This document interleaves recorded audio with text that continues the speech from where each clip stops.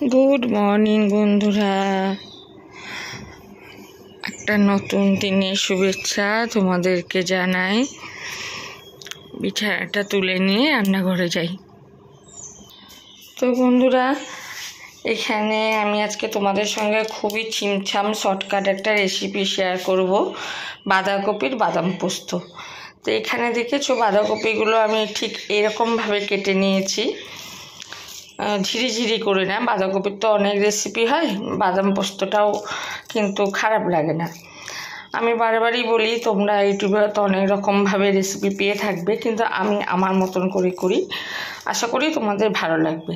আর যদি ভালো লাগে তাহলে লাইক কমেন্ট করতে কিন্তু ভুলবে না।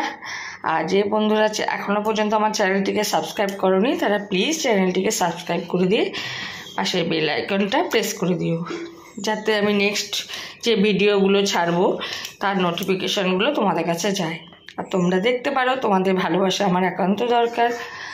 তো যেটা লাগবে আজকে, বাঁধাকপি দেখতেই পাচ্ছ এরকমভাবে কেটে নিয়েছি। এটা এবার আমি একটু ভাপিয়ে নেব, ভাপিয়ে নিয়ে জল পুরো ঝরিয়ে নিতে হবে। আর এখানে আমি চীনাবাদাম নিয়েছি, চীনাবাদামের নিচে পোস্ত ঢাকা পড়ে গেছে, পোস্ত আছে, এই যে দেখতে পাচ্ছ পোস্ত, নুন আর কাঁচা লঙ্কা নিয়েছি, গোটা 2-3 কাঁচা লঙ্কা নিয়েছি। এখানে একটা ছোট সাইজের পেঁয়াজ, মাঝারি সাইজ বলতে পারো, একটা পেঁয়াজ নিয়ে নিয়েছি, অনেকে পেঁয়াজ ছাড়াও করে। মটরশুঁটি নিয়েছি আর এমনি 2টো কাঁচা লঙ্কা ছিঁড়ে নিয়েছি। তো সবার আগে আমাকে বাঁধাকপিগুলো একটু ভাপিয়ে নিতে হবে, আর বাদাম আর পোস্ত নুন দিয়ে লঙ্কাটা পেস্ট করতে হবে। পেস্টটা কিন্তু খুব ঘন হতে হবে। তো চলো এগুলো করে তারপরে আসছি। তো বন্ধুরা, এই যে দেখো বাঁধাকপি ভাপিয়ে ভালো করে জল ঝরিয়ে নিয়েছি একটু চেপে চেপে, আর এই যে বাদাম পোস্ত পেস্ট করে নিয়েছি। এইবার আমি তেলের মধ্যে কালো জিরে ফোড়ন দেব, কালো জিরে ফোড়ন দিলাম। এইবারে আমি তারপরে পেঁয়াজ ফোড়ন দেবো।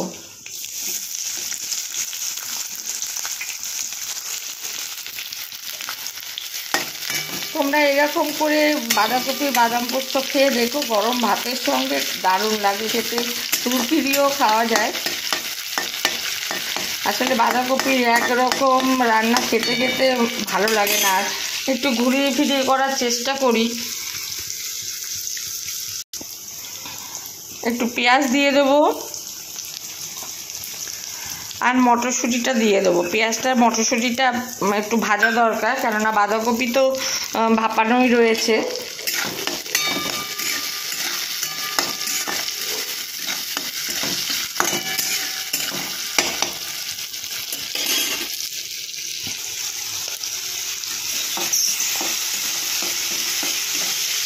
তো বেশি ব্রাউন করে পেঁয়াজ ভাজার দরকার নেই, একটু পেঁয়াজটা মোটামুটি নরম হয়ে গেছে, নুন যেহেতু দিয়ে দিয়েছি।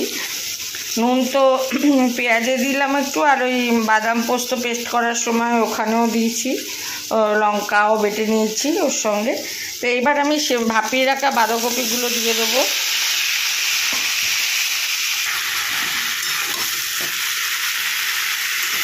তেলের সঙ্গে ভালো করে বাঁধাকপিটা একটু নাড়িয়ে নিতে হবে।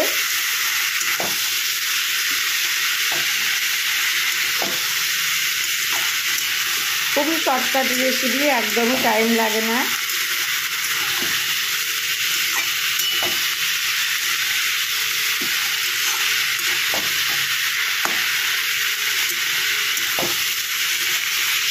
এবার আমি চিড়ে রাখা লঙ্কাগুলো একটু দিয়ে দেবো,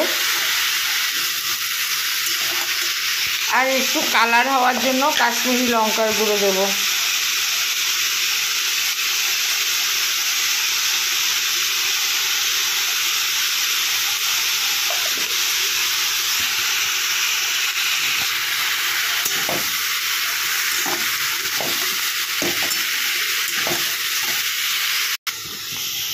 এইবার আমি ওই বাদাম পোস্ত পেস্ট করাটা দিয়ে দেবো।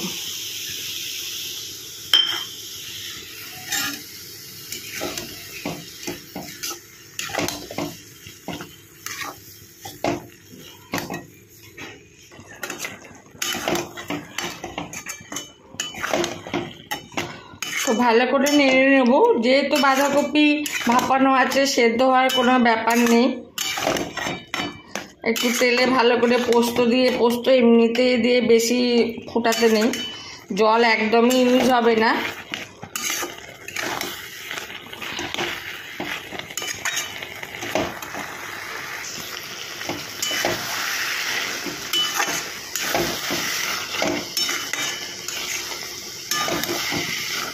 পুরো একটু শুকনো করে নিতে হবে।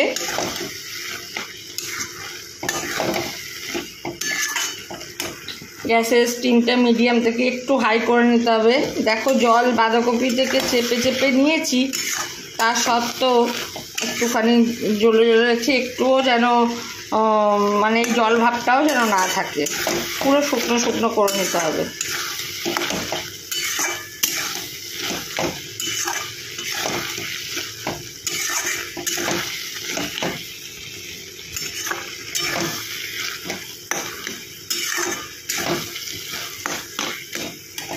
পেঁয়াজ যদি কেউ না দাও তাহলে একটু এই পোস্তের মধ্যে স্লাইড একটু চিনি দিতে পারো। আমি পেঁয়াজ দিয়েছি বলে আর চিনি দিচ্ছি না আর কি।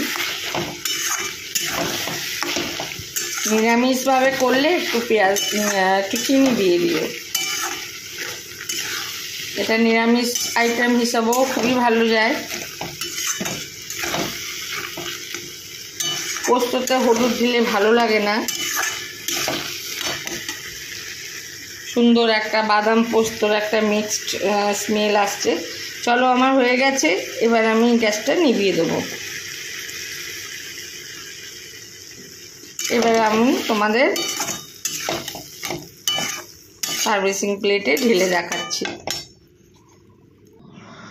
তো বন্ধুরা, এই দেখো আমার বাঁধাকপির বাদাম পোস্ত। কেমন লাগলো ভিডিওটা অবশ্যই লাইক কমেন্ট করে জানিও। আজকের মতন তাহলে ভিডিওটা এখানেই শেষ করছি। তোমরা সবাই ভালো থেকো, সুস্থ থেকো, টাটা।